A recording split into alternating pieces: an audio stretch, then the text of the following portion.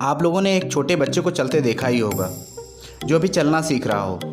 वह डगमगाते हुए धीरे धीरे कदम बढ़ाता है और बार बार गिरता है, लेकिन वह खड़े होते ही तेज़ी से दौड़ने क्यों नहीं लगता?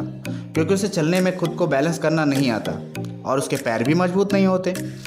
इसी प्रकार मैथ ना आने पर मैथ्स को सीखने के लिए, अर्थात खुद को बैलेंस करना सीखने के लिए मैथ्स के नियमों को जानना ज़रूरी है। और मैथ्स में अपने पैरों को मजबूत करने के लिए प्रैक्टिस की तो आप भी तेज़ी से दौड़ने लगेंगे और एक दिन मैथ्स के मिल्खा सिंह बन जाएंगे। तो हेलो स्टूडेंट एंड फ्रेंड्स, आपका स्वागत है आपके अपने चैनल रीड विद स्काई में। तो चलिए शुरू करते हैं और सीखते हैं।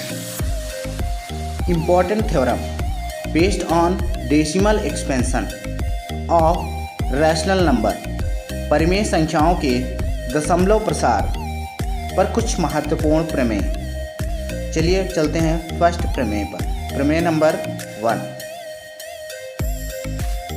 यदि x एक ऐसी परिमेय संख्या है जिसका दशमलव प्रसार शांत है, तब x को p/q के रूप में व्यक्त किया जा सकता है, जहां p और q सह अभाज्य हैं तथा q का अभाज्य गुणनखंड 2n और 5m के रूप का होगा, जहां n और m कोई ऋणात्मक पूर्णांक हैं। अब यहाँ पे सह अभाज्य का अर्थ है कि p और q में कोई भी कॉमन फैक्टर प्राप्त नहीं होगा, और ऋणात्मक पूर्णांक का अर्थ है कि इसमें कोई भी संख्या माइनस में नहीं होगी। उदाहरण पे देखते हैं 0.171 शांत दशमलव प्रसार है। अब 0.171 को हम कैसे लिख सकते हैं? बराबर 171/1000 बराबर 171/10⁻³ अब देखिए इसको हम फैक्टर करेंगे तो क्या हो जाएगा? 3 × 3 × 19/2⁵3 5⁵3 बराबर 3⁵2 × 19/2⁵3 5⁵3। इस उदाहरण द्वारा पता चल रहा है कि शांत दशमलव प्रसार के हर को 2n और 5m के रूप में लिखा जा सकता है। अब चलिए इसे एक और एग्जाम्पल द्वारा देखते हैं। देखिए 5.928 जो है वो हमारा क्या है? शांत दशमलव प्रसार है। तो 5.928 को हम लिख सकते हैं 5928/1000 लिख सकते हैं। अब ये हो गया, फैक्टर करेंगे तो क्या प्राप्त होगा हमें? 2 × 2 × 2 × 3 × 19 × 13/10⁻³ अब जो ये प्राप्त हुआ है, अगर हम इसी में इसको पावर के रूप में लिखेंगे तो देखिए 2 जो हमारा 3 बार आया था तो इसके 2⁵3 × 3 × 13 × 19/2⁵3 5⁵3। तो देखिए 2 की घात जो 3 नीचे और 2⁵3 ऊपर जो है वो कॉमन है दोनों में, ये क्या हो जाएगा हमारा? कट जाएगा। अब 3 × 13 × 19/5⁵3। तो यहाँ पे भी देखिए इस उदाहरण द्वारा भी हमें पता चल रहा है कि शांत दशमलव प्रसार के हर जो हैं वो 2n और 5m के रूप में लिखे जा सकते हैं।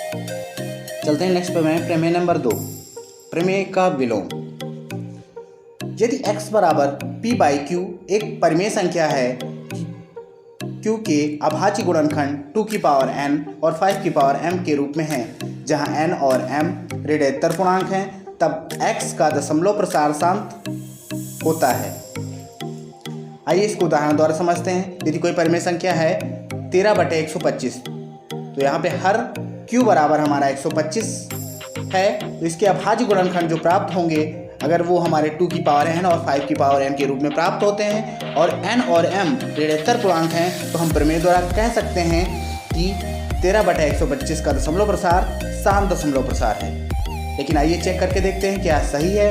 तो 13/125 बराबर हम लिख सकते हैं 13/2⁵0 5⁵3।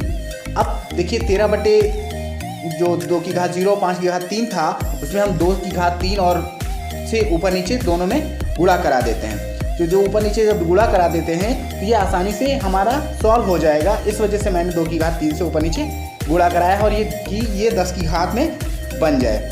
अब ये देखिए 13 × 8/125 × 8 प्राप्त होगा और नीचे हमारा प्राप्त हो जाएगा अब 1000 और ऊपर 104। तो हम भाग कर सकते हैं आसानी से और प्राप्त होगा 0.104। ये देखिए हमारा आसानी से सॉल्व हो गया और प्राप्त हुआ हमारा शांत दशमलव प्रसार। अब हम नेक्स्ट एग्जाम्पल से समझते हैं इसी को। तो परिमेय संख्या जो है हमारी वो है क्या? 133/500। तो 133/500 में हर जो है हमारा वो क्या है? 500 है। अगर हम इसके अभाज्य गुणनखंड करेंगे तो वो हमें प्राप्त होगा किस तरह, 2 की पावर n और 5 की पावर n के रूप में प्राप्त होगा। और यन और यम क्या है, वो ऋणात्मक पूर्णांक भी हैं। तो हम कह सकते हैं यहाँ से कि जो 133/500 है का दशमलव प्रसार जो है वो शांत दशमलव प्रसार होगा। लेकिन आइए फिर भी चेक करते हैं, देखते हैं। तो 133/500 को हम लिख सकते हैं 133/2 की घात 2 और 5 की घात 3। तो हम इसको भी वैसे ही जैसे इसमें 8 से गुणा कराया था ऐसे इसमें हम 2 से अगर गुणा करा लेंगे तो यहाँ भी ये 10 की घात के रूप में बन जाएगा।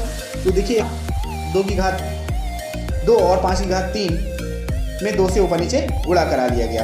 अब हमें जो प्राप्त हुआ वो क्या प्राप्त हुआ, 266/2 की घात 3 और 5 की घात 3। तो 266 अब हम यहाँ पे मिलेगा हमको 1000। अब 1000 से ये आसानी से सॉल्व हो जाएगा, कट जाएगा। तो प्राप्त होगा हमें कितना, 0.266। अब ये जो देखिए ये पूरा कट गया, यानी ये क्या है, हमारा शांत दशमलव प्रसार है। आइए चलते हैं प्रमेय नंबर 3। यदि x बराबर p/q एक परिमेय संख्या इस प्रकार है कि q के अभाज्य गुणनखंड 2 की पावर n और 5 की पावर m के रूप में नहीं है, जहां n और m ऋणात्मक पूर्णांक हैं, तब x का दशमलव प्रसार अशांत आवर्ती दशमलव प्रसार होगा।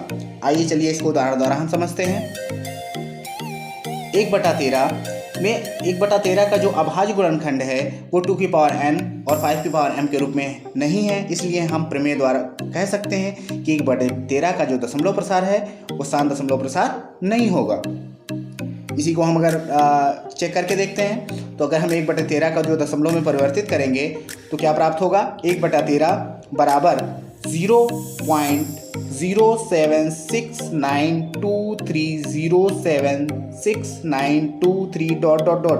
अब यहाँ पे देखिए जो हमारा 0.76923 ये देखिए क्या है, रिपीट हो रहा है। अब ये रिपीट हो रहा है तो इस पर हमें क्या लगा सकते हैं, बार लगा सकते हैं। और बार लगाने के बाद भी हम देख रहे हैं कि ये रिपीट भी हो रहा है और आसान भी है। तो ये क्या है, अशांत आवर्ती दशमलव प्रसार है। एक और एग्जाम्पल द्वारा समझते हैं। देखिए 7/15, 7/15 जो है हमारा 15 का अगर हम फैक्टर करेंगे वो 3 × 5 प्राप्त होगा, जो 2 की पावर n और 5 की पावर m के रूप में नहीं है। तो ये भी हम प्रमेय के अनुसार कह सकते हैं कि 7/15 का जो दशमलव प्रसार है वो अशांत आवर्ती दशमलव प्रसार है। लेकिन आइए फिर भी इसको चेक करके देखते हैं। तो 7/15 निकालेंगे दशमलव रूप तो वो हमें प्राप्त होगा 0.466666। बार बार 6 प्राप्त होता जाएगा। तो 6 जो है वो बार बार रिपीट हो रहा है, इसलिए हम इसको क्या करेंगे, 0.46 के ऊपर बार लगा कर लिख लेंगे। और ये आवर्ती है क्योंकि बार बार रिपीट हो रहा है और ये समाप्त नहीं हो रहा है, इसलिए अशांत भी है। तो हम क्या कह सकते हैं, ये अशांत आवर्ती दशमलव प्रसार होगा। अब चलते हैं नेक्स्ट प्रमेय, प्रमेय नंबर 4। यदि किसी परिमेय संख्या को किसी परिमेय संख्या से गुणा किया जाए तो प्राप्त संख्या हमेशा परिमेय संख्या होगी। ये उदाहरण द्वारा इसको समझते हैं।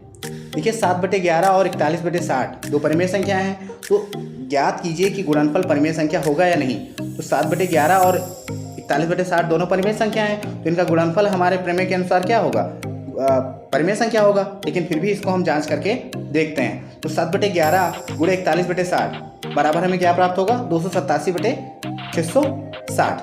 अब जो ये 660 प्राप्त हो रहा है 287 तो ये देखिए p/q के रूप में है ही है। अब p बराबर हमारा 287 और q बराबर हमारा 660 दोनों पूर्णांक भी है। और जो q बराबर 660 है वो ≠ 0 है। तो हम क्या कह सकते हैं, इस प्रकार हम कह सकते हैं कि परिमेय संख्याओं का गुणनफल परिमेय संख्या होता है। चलिए जानते हैं प्रमेय नंबर 5। यदि किसी परिमेय संख्या को अन्य शून्येतर अर्थात शून्य परिमेय संख्या को छोड़कर परिमेय संख्या से भाग दिया जाए तो प्राप्त संख्या हमेशा परिमेय संख्या होगी। उदाहरण द्वारा समझते हैं। 9/10 और 7/11 दो परिमेय संख्याएं हैं, तो 9/10 को 7/11 से भाग देने पर प्राप्त संख्या परिमेय संख्या होगी या नहीं। हल करके देखते हैं। 9/10 और 7/11 दो परिमेय संख्याएं हैं, तो 9/10 को 7/11 से भाग देने पर प्रमेय द्वारा पता चलता है कि परिमेय संख्या प्राप्त होगी। चलिए जांच करते हैं। 9/10 भागे 7/11 बराबर 9/10 × 11/7। यहाँ पे देखिए भाग में जो 7/11 था उसको गुणे में 11/7 लिखा गया है और प्राप्त होता है हमारा यहाँ पे 99/70। अब 99/70 जो है हमारा वो देखिए p/q के रूप में भी है और P बराबर 99 और Q बराबर 70 पूर्णांक भी है। Q बराबर 70 नॉट इक्वल टू 0 है।